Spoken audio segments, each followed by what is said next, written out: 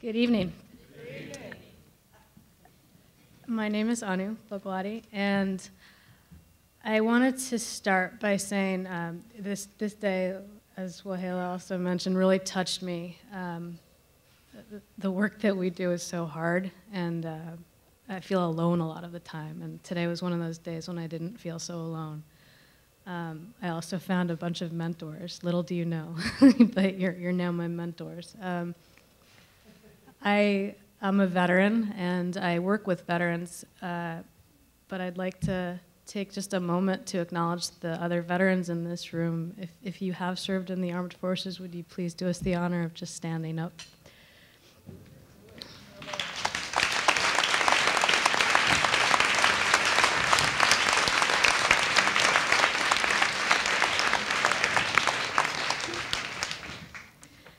Thank you. I think you just outed yourselves to some of your colleagues who didn't know that you're a veteran.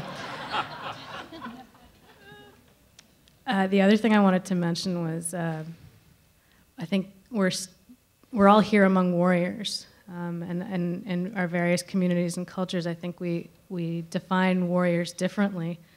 But for me, all of you are warriors in your struggles and fights for human rights and for social justice, so I really thank you for that. So I thought I'd tell you a little bit about myself. I'm a former Marine Corps captain, and they say once a Marine, always a Marine, and it's very true. And it's not always an easy thing. The feeling of wanting to belong to an institution that has been called a brotherhood of a few good men is obviously not easy for someone who looks like me. And yet it's still very much a part of me. I can't strip it away. I was a company commander in the Marines at my last unit, and found myself in a very difficult situation. I filed an equal opportunity sexual harassment investigation against a decorated junior officer who was my subordinate. And he was harassing all of the women in my command, including me. And despite dozens of eyewitness accounts of what this lieutenant was doing, corroborating the harassment, he was promoted during the investigation and given command of a gender-integrated unit, which is a recipe for disaster, as anybody with common sense would know. And that investigation, which took several months, drained the life out of me, and I still had to hold command at the time, which was difficult under any circumstance.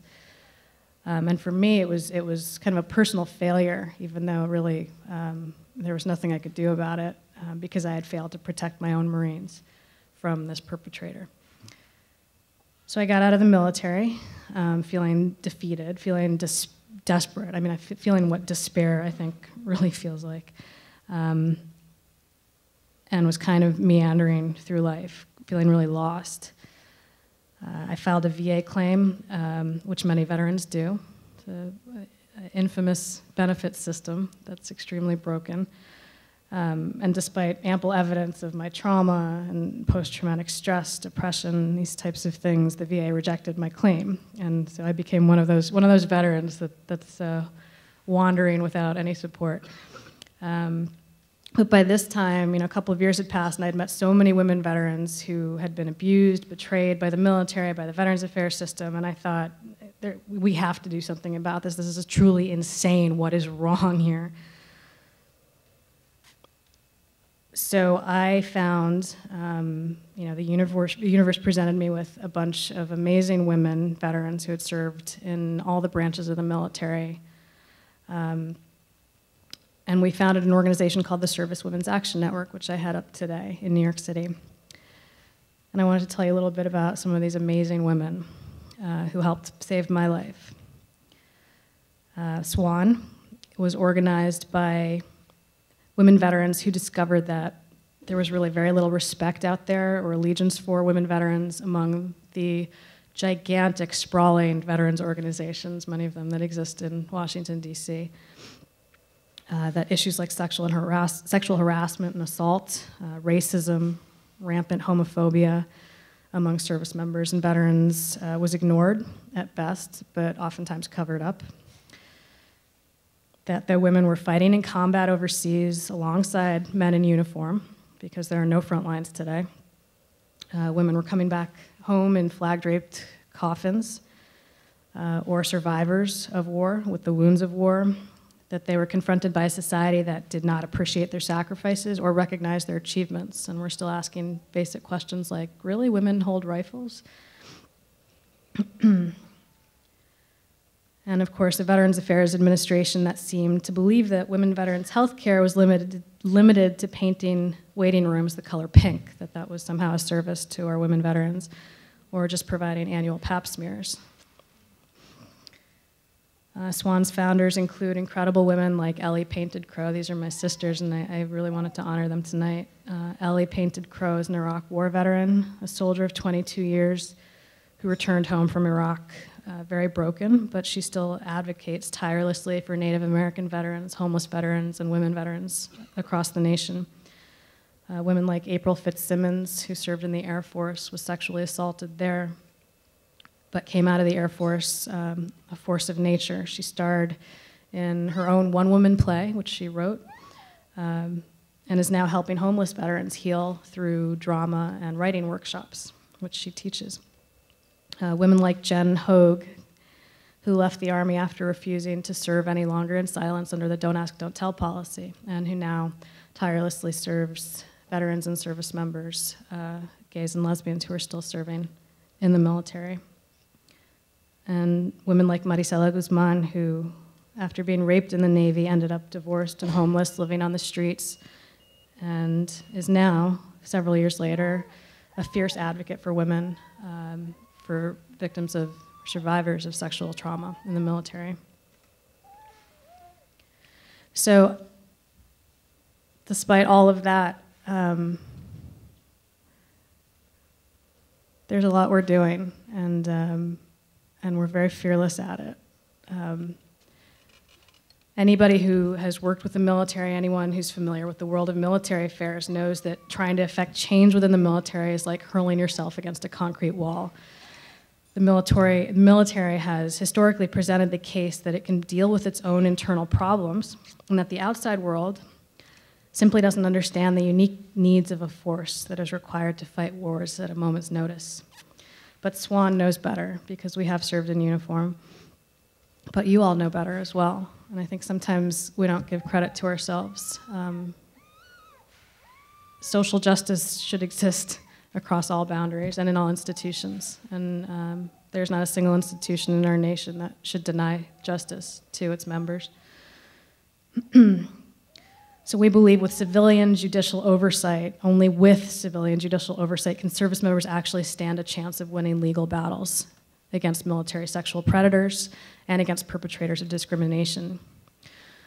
And so I want to tell you about some of our success stories. SWAN is assisting right now in a historic class action lawsuit against the Department of Defense this coming spring for failure to protect service members from sexual trauma.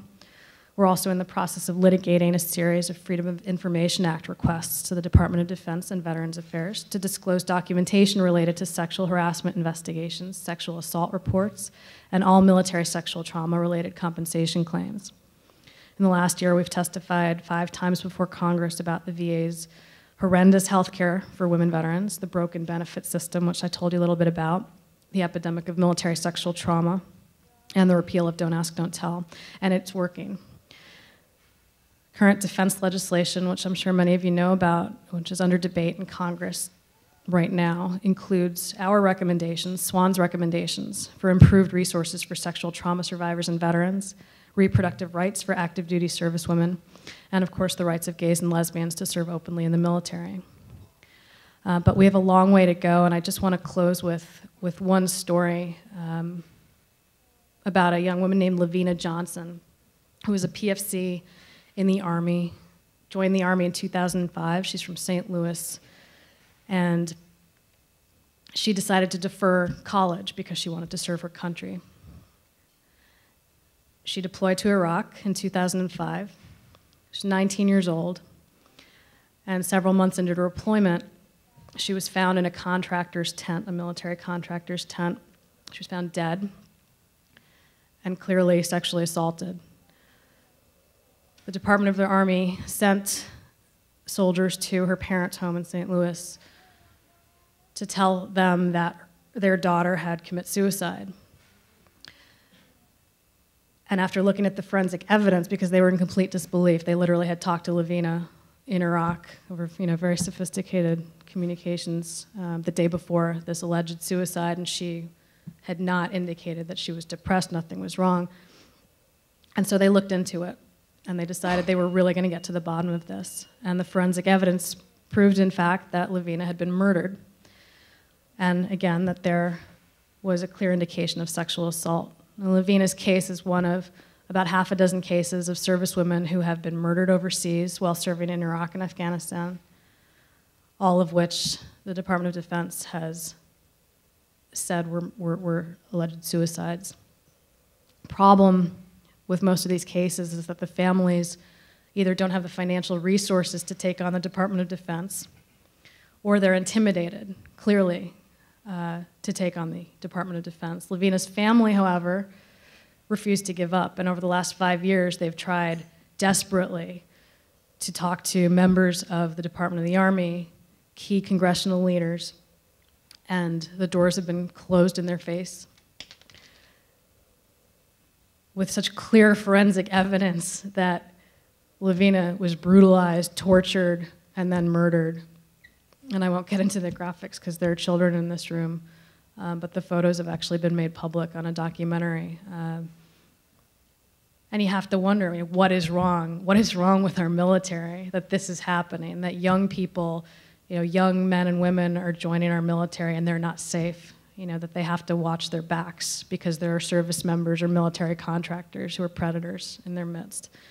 And we're taking on Lavina's case. We will demand a congressional investigation into her murder and the murders of, again, another half dozen servicewomen overseas. This work fires us up. It heals us. It gives us purpose after serving in a system that really either disappointed or betrayed many of us. And it feels rewarding to be able to mentor younger women from the outside when we might not have been able to do it so well on the inside. So I just wanted to say a few final words to those of you who are wondering, what on earth can I do when veterans come home to my town, my community? I know many of you work with veterans, but it's still hard for those of us who served in the military. I think the best thing you can do is really listen. Each serviceman or woman has gone through an individual experience, and may or may not have been traumatic, but I think the military changes all of us, at least partially. And sometimes we don't even become aware of it until several years later, how it's affected us, how it's changed us or changed our families. Just listen without judgment, listen without expectation, and show unconditional love. That's really all you can do, and it works. So I thank Petra Foundation, I thank all of you for your groundbreaking work, your inspiration, and your love. Thank you.